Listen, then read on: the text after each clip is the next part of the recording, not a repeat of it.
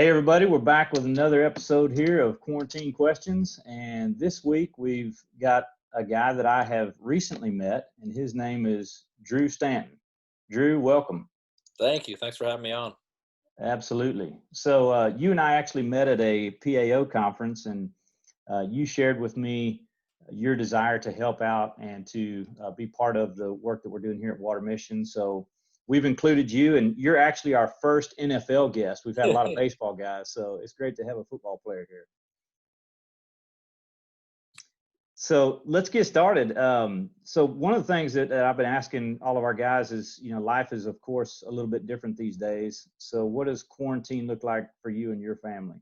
Yeah, quarantine's been interesting from our perspective, where our season ended in January anyways. So this time period, we're kind of used to being around each other full time.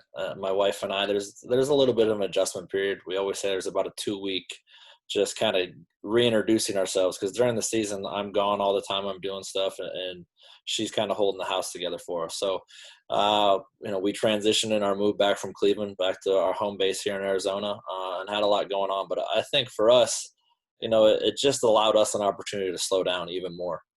There's so much to do out here in Phoenix. It's the time of year to be out here. It's January, February, March, because it's beautiful.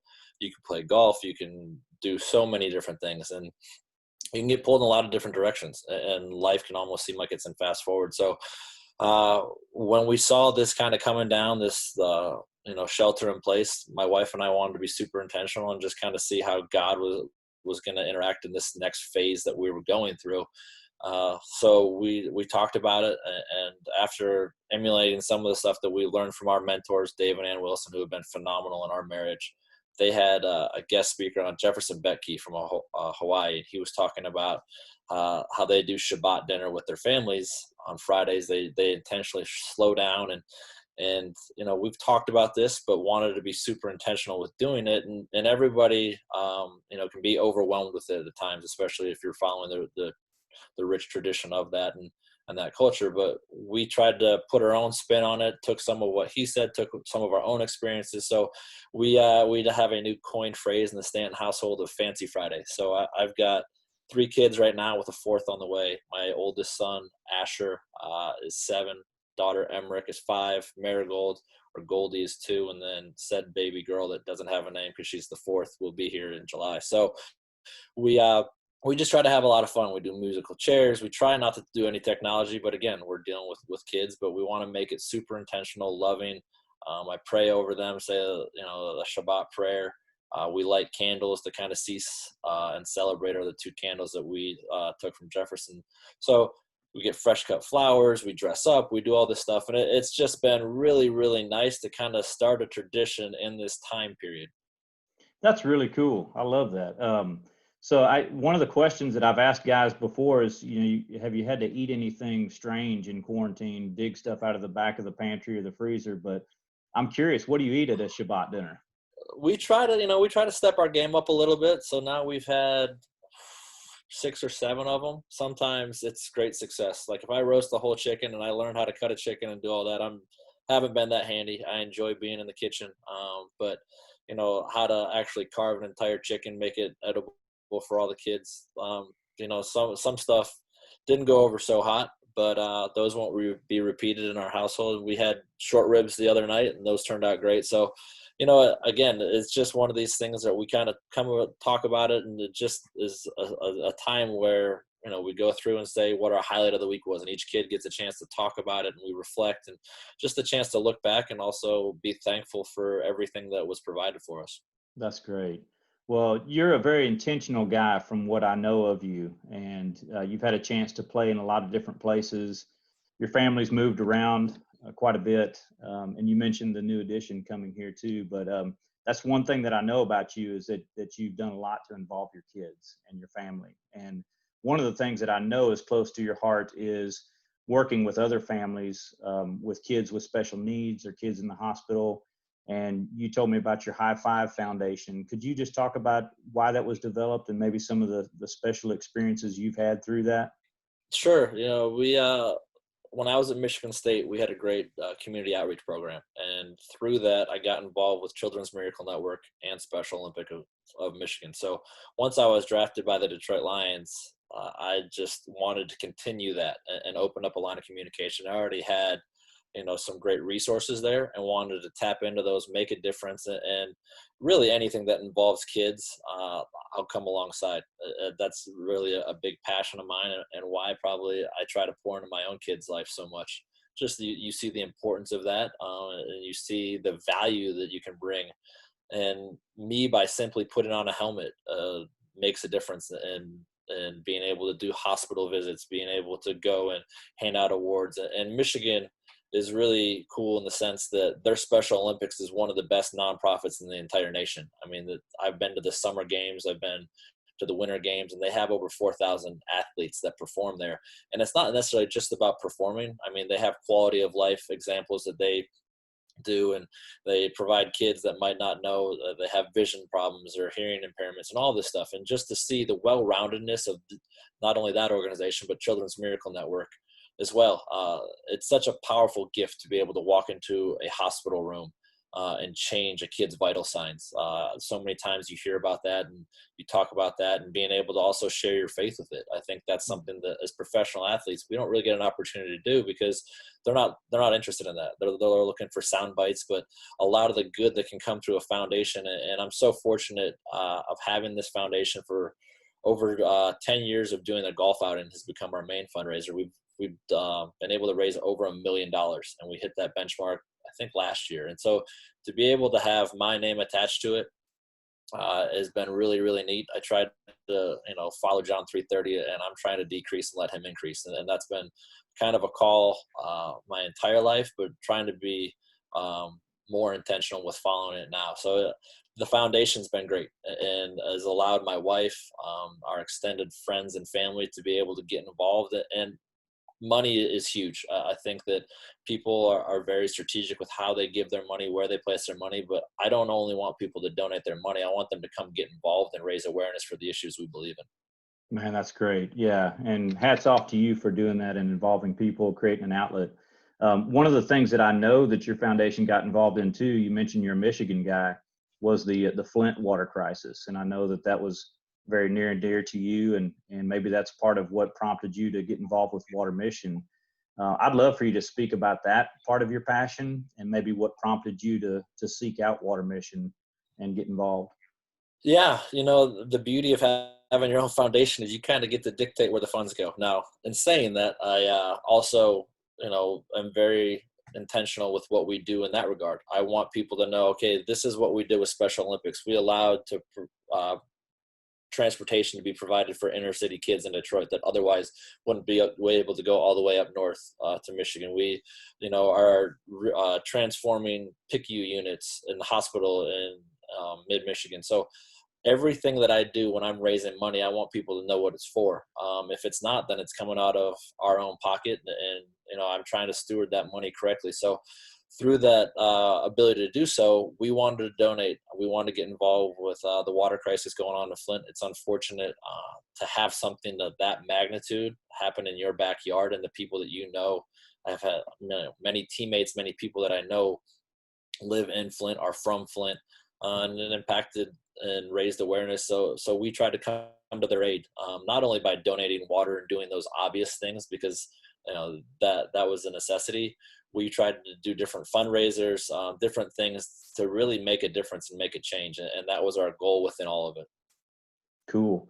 And now with Water Mission, you and I have had the chance to talk several times about the ministry that Water Mission's doing in other parts of the world too, not just our backyard like Michigan. But could you talk about, some things that really attracted you to the ministry of Water Mission and why you support it?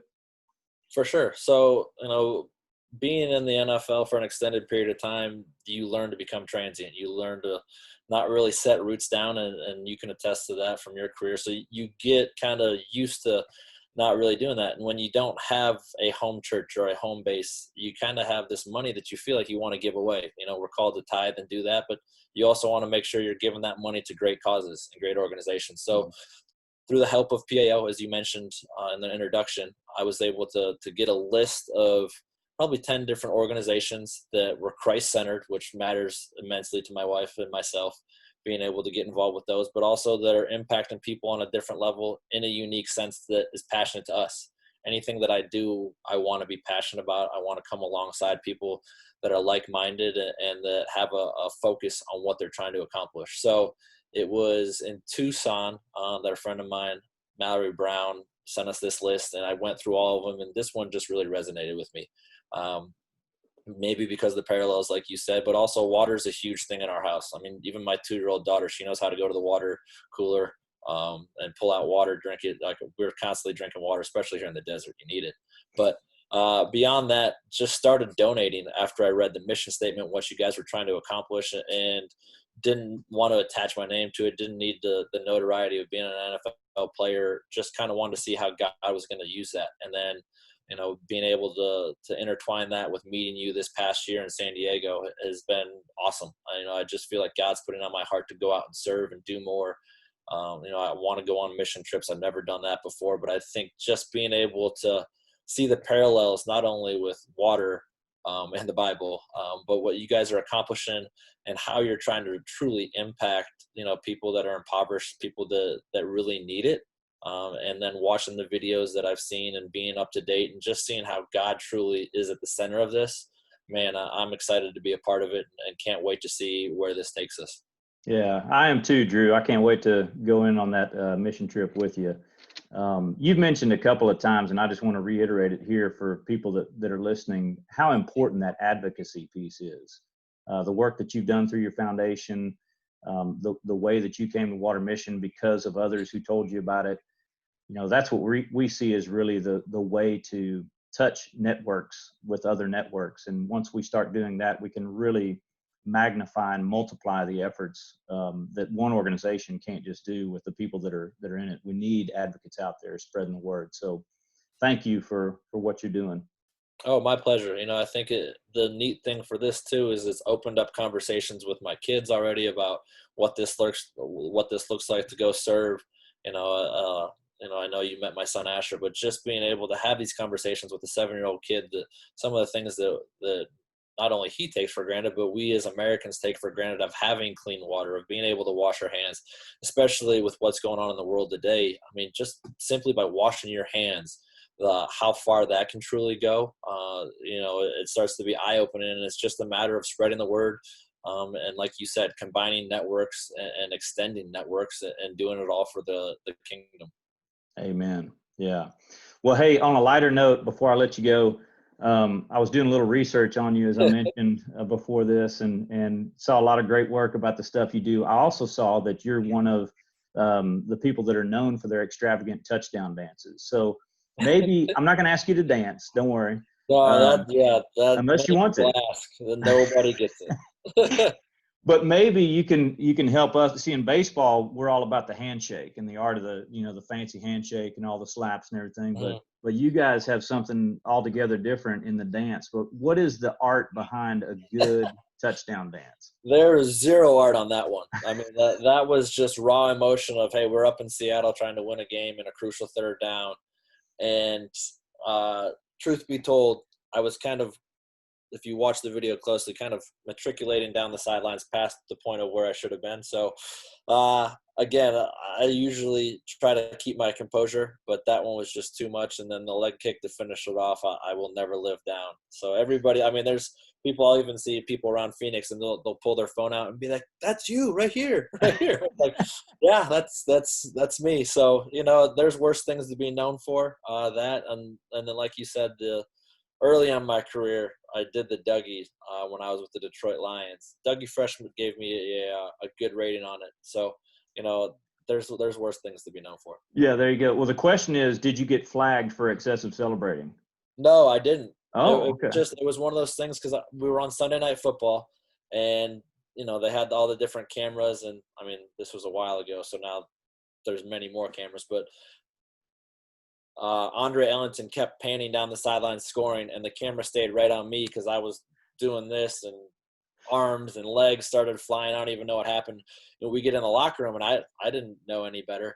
and our media guy came and he was like, "Hey, just so you know, like you went viral for your dance." And I was like, "What dance?" And he was like, "Oh man," he goes, "Hold on, you need to see this." And he's like, "Al Michaels gave you a shout out and all this stuff." So, it's in great fun. And for many of the Cardinals fans, that's a great memory to have because of the outcome. So you were so caught up in the moment, you didn't even realize what you were doing. No, oh Yeah. gosh, no. I mean, it was one of those things that, I mean, not many people go up to Seattle and win, and our franchise or that franchise, I guess now I'll always be a Cardinal, but they've had a lot of success up there, and being able to go up there and win means a lot. Well, it's good. I mean, people see the very competitive side of professional athletes, but it's great to see too that you like to have a little fun with it. Oh yeah, you got to. Yeah. Well, great. Well, hey, I really appreciate your time here, Drew. I appreciate what you and Kristen and your family are doing, the way that you're advocating, giving, supporting the work, and God bless you guys. Thank you so much. God bless you, and thanks for having me on.